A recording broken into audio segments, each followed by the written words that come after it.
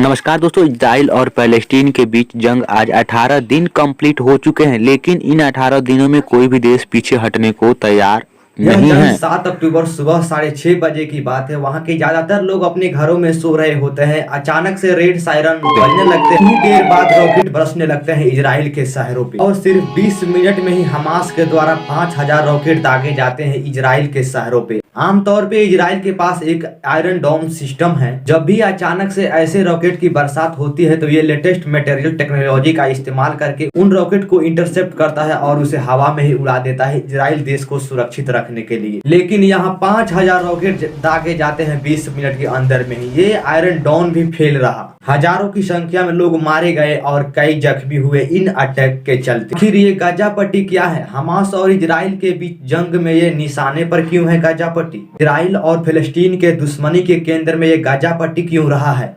तो यह पट्टी क्या है? यह करीब 365 वर्ग किलोमीटर का छोटा सा क्षेत्र है। इसके एक ओर भूमध्य सागर, बाकी 3 ओर से इजराइल और मिस्र की सीमाएं लगी हुई है। दुनिया के सबसे छोटे क्षेत्रों में शामिल यह इलाका खूनी मैदान का यंग बन चुका है। रेड क्रॉस ने जताया है कि गाजा पट्टी शमशान में बदल सकता है। इजरायली रक्षा मंत्री योव गैलेंट ने यहाँ भोजन, पानी, बिजली सब ठप कर दिए हैं। ये देखिए यहाँ के नजारा। इजराइल द्वारा हमले किए जाने पर यहाँ के भवनें मिट्टी में मिल रही। बिना भोजन पानी के यहाँ रहने वाले 20 लाख से अधिक फिलिस्तीनियों के सामने दोहरा संकट खड़ा हो गया है। एक और बड़ा संकट खड़ा हो गया है इस बार में। इजराइल के साथ देने के लिए इस युद्ध में अब अमेरिका भी एंट्री ले चुका है। देखिए यहाँ अमेरिका के विमाने एवं फाइटर किस तरह समुद्री में तैनात कर रहा है। अब क्या होगा फिलिस्तीन का इस युद्ध में? अमेरिका अपनी 11,000 सैनिक इजराइल में कभी भी तैनात कर सकता है। वॉल स्ट्रीट जर्नल के रिपोर्ट के मुताबिक यह सैनिक सीधे युद्ध नहीं लड़ेंगे, बल्कि इजराइल और उसके सैनिकों को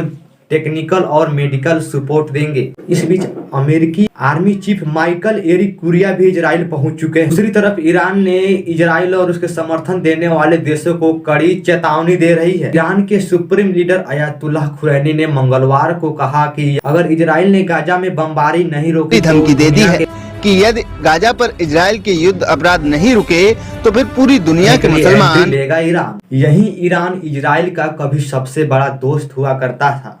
आइए थोड़ी इस पर हम चर्चा करते हैं। और आज दोनों देश एक दूसरे का कट्टर दुश्मन कैसे बन गए हैं, आइए जानते हैं कैसे पनपी इन दोनों के बीच दुश्मनी। क्या है हमास ईरान के साथ कनेक्शन? इसकी दोस्ती की बात करें तो ईरानी शासक शाह रजा पहलवी से इजराइल तेल खरीदने में अग्रणी था और इस प्रकार दोनों के बीच घनिष्ठ दोस्ती भी चल रही। और जैसे ही ईरान में क्रांति होती है और वहां के शासक शाह रजा पहलवी को गद्दी से हटा दिया जाता है और यहाँ के शिया नेता अयातुल्लाह खुमैनी ईरान के प्रमुख बने, बनते ही ईरान को पूर्ण रूप से इस्लामिक राष्ट्र घोषित कर देता है। और ईरान ने तेहरान से इजराइल के दूतावास को खत्म करके उसकी जगह फिलिस्तीन का बोर्ड लगा दिया और उन्होंने इजराइल के साथ और कई बड़े कारनामे की। आते हैं थोड़ी मेन मुद्दा पे, आखिर ये वार हो क्यों रहा?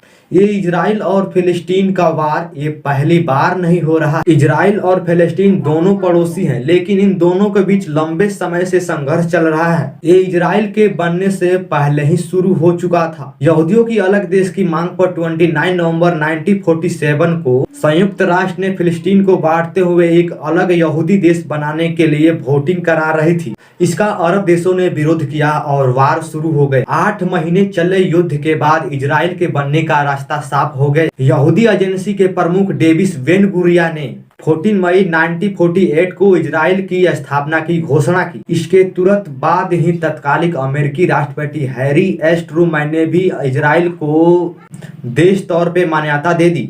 इजराइल को भले ही 1948 में राष्ट्र बनाया गया था, लेकिन इसका इतिहास बहुत पुराना है, आयरन एज से जुड़ा है। ऐसा माना जाता है कि हिब्रू बाइबिल में इजराइल के उत्पत्ति का उल्लेख है।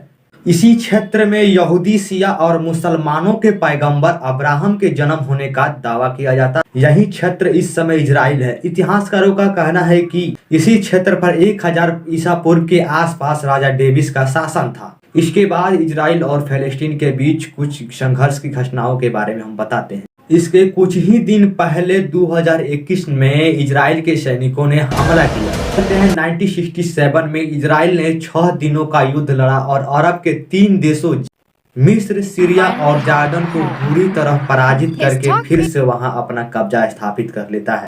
इस संघर्ष ने जिंदगियां ही छीन ली। इस वार में जीत हासिल होने के बाद मध्य पूर्वी इलाके को नक्शे ही हद तक बदल दिया गया।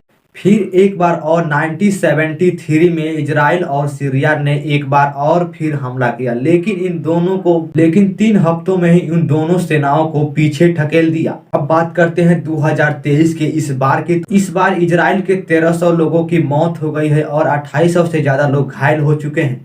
और फिलिस्तीन की बात करें तो 2800 से ज्यादा लोगों की मौत हो चुकी है और 8000 से ज्यादा लोग घायल हो गए हैं। इजराइल 75 साल के इतिहास में यह 16वीं जंग लड़ रहा है और इस वार में इजराइल के फिलिस्तीन ने 200 से ज्यादा लोगों को बंधक भी बनाकर रखा है। दोस्तों, तो इस वीडियो को यहीं पे एंड करते हैं। आपसे एक रिक्वेस्ट करते हैं कि मेरे चैनल को अभी तक आपने सब्सक्राइब नहीं किया तो प्लीज मेरे चैनल को सब्सक्राइब कीजिए और ऐसे ही नॉलेजेबल वीडियो देखने के लिए मेरे चैनल को सब्सक्राइब कर रखिएगा। मिलते हैं अगले वीडियो में। आज के लिए इतना ही।